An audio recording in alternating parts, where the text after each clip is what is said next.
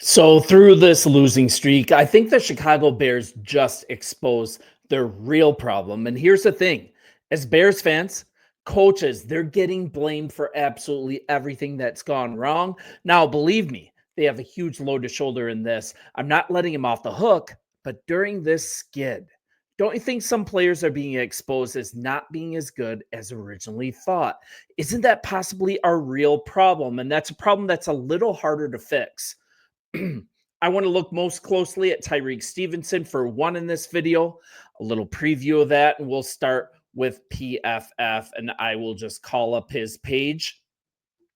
According to Pro Football Focus, Stevenson ranks near the bottom third of the league with a 55.6 PFF grade. He's allowed an opposing passer rating of 94.5 in coverage, not good, and has missed 11.7% of his tackles, even worse. Meanwhile, Terrell Smith, he has the 10th highest overall grade at a 79.8, a 12th highest coverage grade at 79.1 among all NFL quarterbacks. And he's besting Stevenson in both passer rating allowed at 66.7 and missed tackle rate at 7.1. So what is this telling us? We need to elevate Terrell Smith, right? See what we have. So first, let's see if the personnel issues we have, let's see if those can be solved by guys already in the building. But it's more than that. Lately, Kevin Byard, Darrell Taylor, a huge steal from Seattle for a sixth rounder, by the way. Neither of these dudes has been good recently. Then you've got Jaquan Brisker. He might never be the same. Tremaine Edwards, he's a great team leader, but his play on the field's been lackluster at best for long stretches, and his contract is up in 2025, and his contract is up alongside TJ Edwards. He has balled out for us, but he's going to be 30 years old, wanting big money. It's just using the argument that this team is so talented. We're only a coach away. It's looking like that's not altogether accurate, and perhaps there's way more work to be done on this roster outside of the offensive line. And there's just some attitudes as well to examine on this team. The team just looked listless, just going through the motions against San Francisco on Sunday. And if I didn't do this YouTube channel, I may have just turned off the game. I may not have even watched the second half. That's how bad they were. And we need more personnel upgrades at multiple areas. And I think putting this all on the coaching staff, it might be a bit lazy and even worse, just not factual. And specifically, the players on this roster, they need to all be playing for their jobs, auditioning to be on this team next year. Not just our interim head coach. I mean, despite its flaws, there's an absolute ton of talent here, and we have a lot to look forward to, but I think it might be time to let some of these depth pieces show their worth. And the main player I'd like to see get more playing time, that's Terrell Smith. If you remember, for those of you that watch all the time, I made a big deal about him coming back from injury a while ago and being ready to go recently.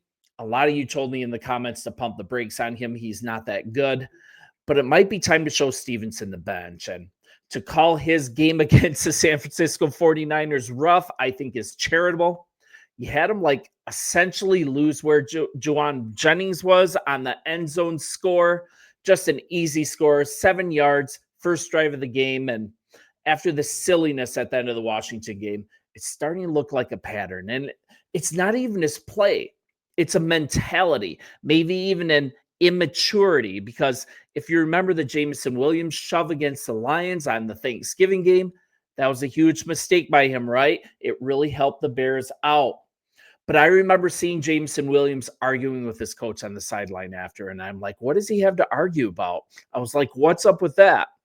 Well, now, come to find out, Stevenson, he ended up getting a pretty stiff fine of $19K. He purposely tripped him on the sidelines.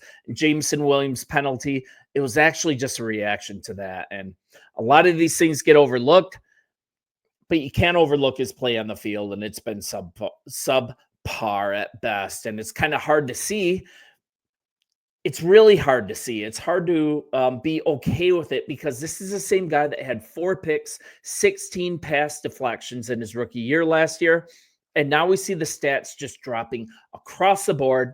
allowing 4 more yards per completion and 2 more yards per target. These look like small gaps, but to a corner, it's a huge drop off. And he's now to the point that he's grading out as one of the worst corners in the league. And now you've got this game against the Minnesota Vikings coming up. Justin Jefferson, he's actually being slated to have a dream matchup against Stevenson. Like, how did this turn so quickly? And if you look at it, only Houston Texans cornerback Eric Murray, only he allows more yards per route run than Stevenson. And he's also being targeted on 22.4% of routes against him.